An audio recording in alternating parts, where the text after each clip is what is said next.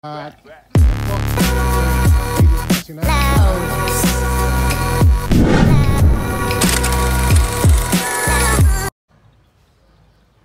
isang masayang araw po. Dito tayo sa ating mga huling batch ng mga dumalaga. Yan po, may naglalandi at pilit na sumasampa. Dalawa na po yung siguradong nasampahan ni 30 sa mga ito. Ayan po si Third. Nakabantay naman po siya. Kaya iiwan po natin siya dito hanggang buong month ng September. At ayan po, si Third ang pilit na sinasampahan ng ating dumalaga. So talagang kandi na po ang mga ito. Iiwan po natin siya dito buong month ng September. At early to mid October po, tsaka ako siya itatawid doon kay Kay. So hopefully po ay makakastahan niya na kagad si Kay noon. At baka iwan ko po muna siya doon. At yung kanyang bachelor's quarters ay aking munang ginamit sa itinara kong 3 buluganin. So doon po muna yung mga buluganin natin. Hindi pa po ako nakapag-decide kung yung dalawang galing Candelaria ay isasama ko rin po sa kanila. So yun po ang ating update sa mga alaga ngayong araw. Yan po, kanding-kandi rin. So magsusunod-sunod po ang paglalandi ng mga ito. Kaya po iwanan ko ng more than 1.5 months almost 2 months po si 30 dito, para kung sakali pong hindi maging successful ang mount niya sa iba ay maulitan niya pa po.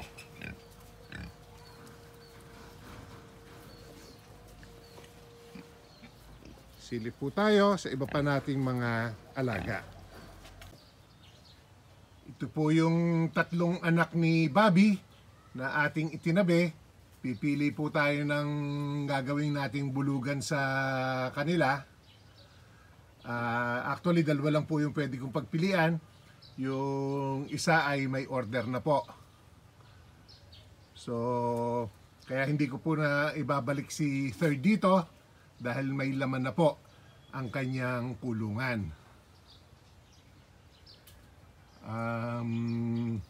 Kumpleto po ang dede ng mga ito. Tig-6 na set na buhay po lahat ang kanilang dede. At maganda po ang forma ng katawan, kaya po sila ang aming pinili. Kasama po ito sa mga naging unang anak ni Bobby. Ito po ang ating consolidated pen. Pinuputulan na po ng mga halaman. Yan po, may maipanggagatong tayo sa pagluluto ng ating sapal. At nililinisan na rin po ng mga damo para makapag-umpisa po tayong magtanim. So mababakante po ito ng mga 3 hanggang 4 na buwan. Sufisyente pong makapagtanim tayo ng mga halamang pangmadalian lang. Pwede pong okra, pwedeng sitaw, para po magamit muna ang lugar ng maayos habang pinagpapahinga natin. Sayang naman po kung iiwanan lang nating tiwangwang ang lupa habang nagpapahinga. Ayan po, naputol na yung malaking puno ng akasya kung saan natin itinali si Mario noon. At i-clear pong lahat ito. Ito na lang po ang natitirang makapal pa ang dahon. Puputulan din po yan. Tapos po ay makakapagtanim na tayo dito. Ito pong bakod, i-improve natin ng kaunti para pag ibinalik natin ng mga alaga dito ay maayos ng lahat. At saka harangan po namin ng kaunting netting siguro muna yan para hindi tumalon ang mga kambing habang tayo ay may mga alagang halaman naman dito. So ang kalaban po natin sa ating pagtatanim niyan ay ang mga kambing na mangangain po ng ating mga alaga. So silip pa po tayo sa iba nating mga alaga. Ito po ang ating mga palakihin. Nakapag-merienda na. Yan po. Kaunting-kaunti lang ang natira sa kanilang pakainan. Kaya kuntento pong namamahinga sa ilalim ng mga puno. So ito po ay 27, 24 na lang ngayon dahil nga po yung tatlong buluganin ay inihiwalay na natin at delikado na pong makakasta yung mga yon. Lampas na po ng 3 months old ang mga alaga natin dito. Mga May born na po ang mga ito at early June.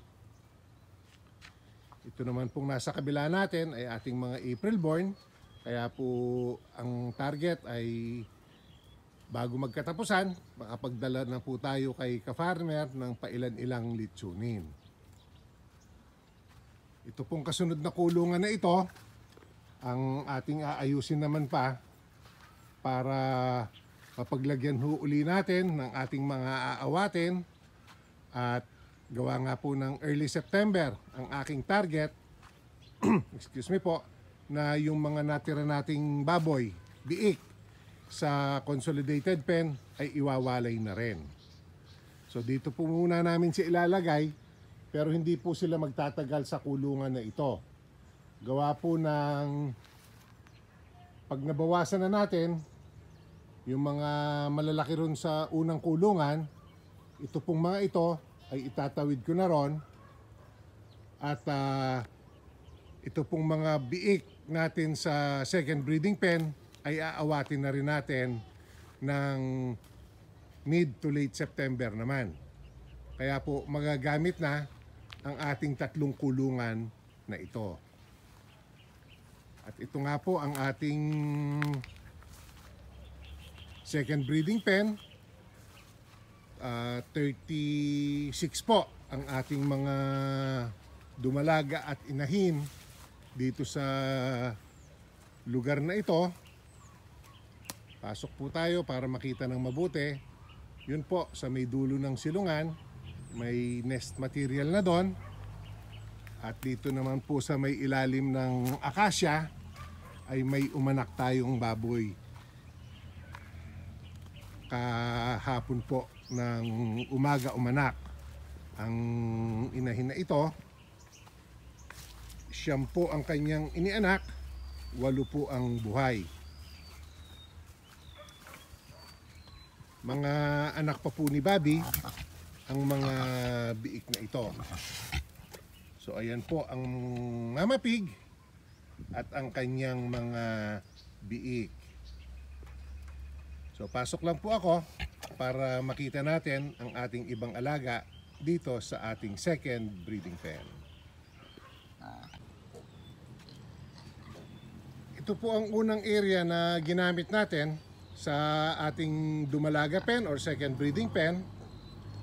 Ang mga biik po nating kinapon at naturukan ng ivermectin ay nakiipon po lahat sa kulungang ito. Yung pong mga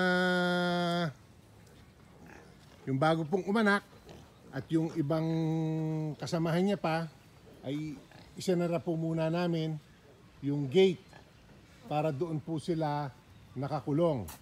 At ang plano po, pag may nakitang nagpupuga dito, either po itataboy namin siya papunta dun sa kabilang pen or papayaan po naming umanak.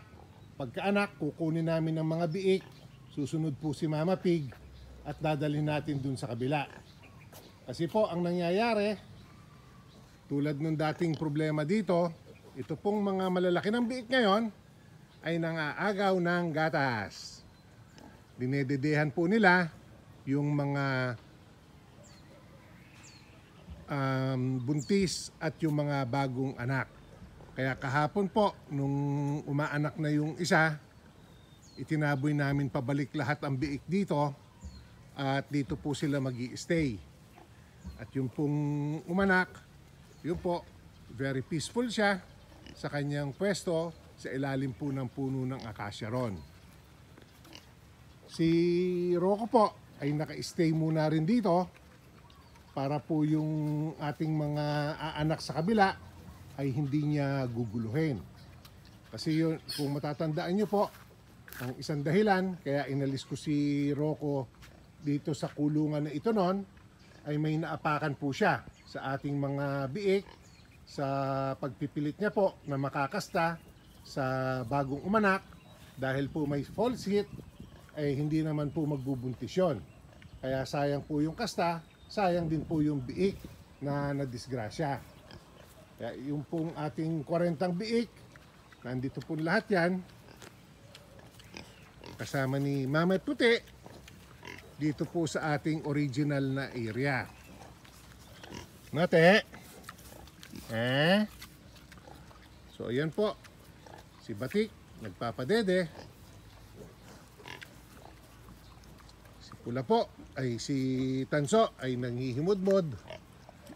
Si Pula po malamang ay nandun sa silungan. Hindi ko po siya kitang kasama ng mga hinahinat dumalaga natin dito. Sa pagkakahati po, 21 heads ang naiwan dito at 15 heads po yung nandun sa kabila. Nung silipin ko po yung umanak kahapon at tignan ko rin ng maigi ang ating mga alaga dito sa kabilang pen, 3 po yung nagpapakita na ng sign ng enlargement ng kanilang bulba, na isa pong palatandaan, tawid lang po ako, na malapit na pong umanak. Kaya nga po hindi na ako na sorpresa nung kaninang pag-iikot ay nakita ko pong may pugad na bago doon sa may dulo nitong ating silungan. So tignan po natin yung ginawang pugad at baka naman may naanak na doon. Nakita ko lang po yung pugad pero ngayon ko lang pinasok itong ating second breeding pen.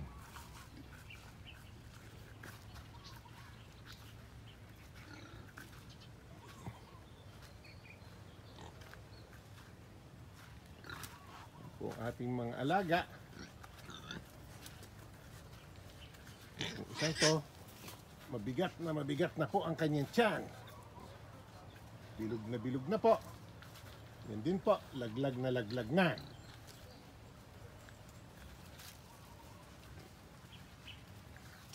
Malamang po ay ito yung nagpupugad. So pag nag-umpisa pong umanak, kakalasin namin yan at yan po yung sinasabi kong damo sa inyo na namamatayan nga tayo ng biik dahil matigas po yung kanyang mga sanga at hindi nakakaalpas ang biik pag naipit. Papalitan po natin ng dayami yan pag ready na po siyang umanak. So iisa po yung nagpupugad.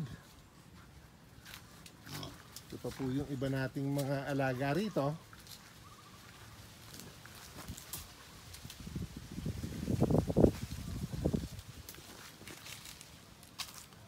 At dito po sa may silong ng acacia ay yung ating bagong umanak.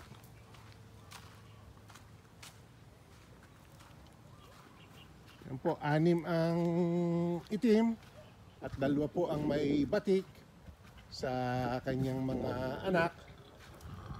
Kay Bobby pa rin pong lahat ang mga biik na yan. Hindi ko na po masyado lalapitan. Zoom na lang po tayo para makita ng maigi ang mga biik.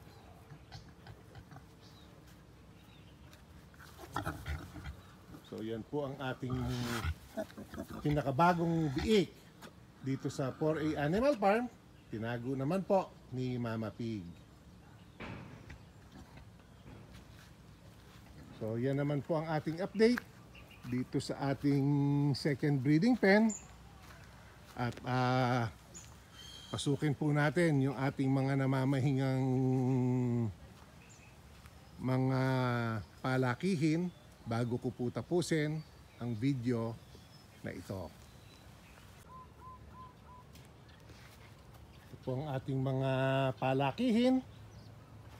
Nabulabog po ng kaunti, gawa nandito ako sa likod pumasok. Diyan po sila namamahinga sa ilalim ng mga puno ng siniguelas. Hindi ko lang po alam kung magtatagal pa ang mga siniguelas na yan pag binakura natin yung kabila. Dahil baka po balatan ng ating mga alaga ang puno. Meron din pong dito sa ilalim ng puno ng kamatsili na pwesto. At ito pong mga sa kabila naman ay dito sa malaking puno ng akasya. So hindi na po nalalayo ang size ng mga ito. May mga 18 na rin po sa mga ito nung magtimbang tayo. At ito ka po yung mga 3 buwan na kinapun pa natin yung 4 po na buluganin. At yung 3 nga po ay itinira ko para po gamitin nating pambulugan. So yan po, maliliksi naman. Yan po, hilom na yung sugat. Kahit na medyo malaki po ang hiwa, gawa ng malalaki na po ang kanilang balls.